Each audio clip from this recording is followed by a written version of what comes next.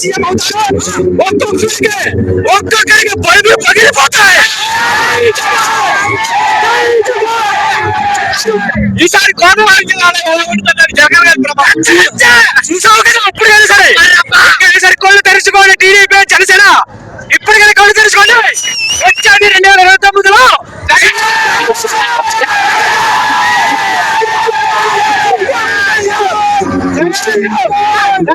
జగన్ ఉన్నప్పుడు ఎలా ఉండేదంటే ఈ రాష్ట్రం ఇప్పుడు ఎలా ఉందంటారు. అది పనిగట్టుగా మనం చెప్పక్కర్లేదన్నా.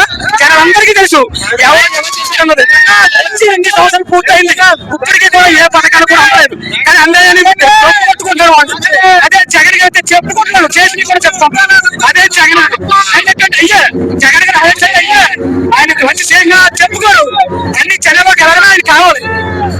జై జగన్.